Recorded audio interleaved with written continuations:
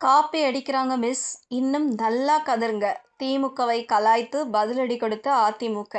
மக்கள் நலத்திட்டங்களுக்கு எப்போதுமே ஓஜி சொந்தக்காரங்க நாங்க தான். ஒரு குடும்பம் கொள்ளையடிக்க மட்டுமே திட்டம் போட்டு திருடும் கூட்டம்.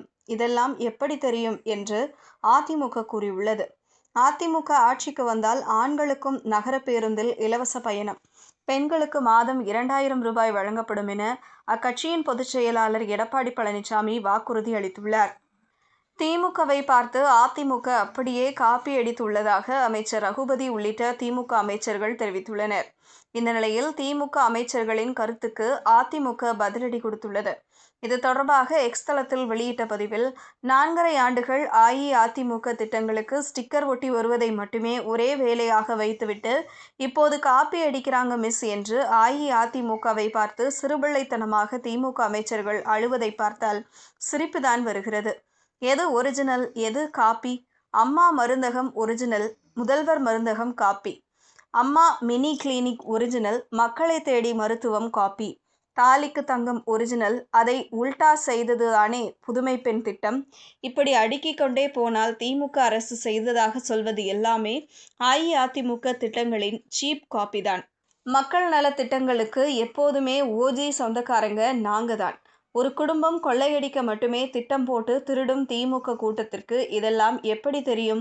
மகளிருக்கு நேரடியாக நன்மைகள் சேர வேண்டும், அதுவும் பணமாக சேர வேண்டும் என்பதற்காகத்தான் தாலிக்கு தங்கம் திட்டத்தின் அடுத்த பரிணாமமாக பொங்கல் பரிசு திட்டத்தை நிறைவேற்றியது அஇஅதிமுக அரசு. அதன் அடுத்த கட்டமாகத்தான் 2021 தேர்தல் அறிக்கையில் மாதந்தோறும் மகளிருக்கு 1500 ரூபாய் என அறிவித்தோம். எடப்பாடி பழனிசாமி சாதனைகளுக்கு ரிப்பன் வெட்டிய டூப் முதல்வர் ஸ்டாலின் அரசு வேறென்ன செய்து கிழித்தது? திமுக அரசின் மாதம் 1000 ரூபாயே எடப்பாடி பழனிசாமியின் தொடர் வலியுறுத்தலுக்கு பிறகு 28 மாதம் லேட்டாதானே ஸ்டாலின் அரசு கொடுத்தது.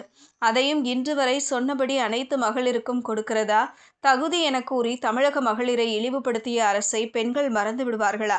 அஇஅதிமுக தேர்தல் வாக்குறுதிகளை பற்றி பேசும் இந்த அமைச்சர்கள் யாரென்று பார்த்தால், ஒருவர் ஒட்டுண்ணி ரகுபதி. வாய்ப்பு ஒன்று வந்தால்தான் கட்டியிருக்கும் வேட்டியை கழற்றிவிட்டு வேறொரு வேட்டிக்கு தாவி வானத்தை பார்த்து துப்பிக்கொள்ளக்கூட தயங்காத இந்த ரகுபதி எல்லாம் தேர்தல் வாக்குறுதிகளை பற்றி பேசலாமா?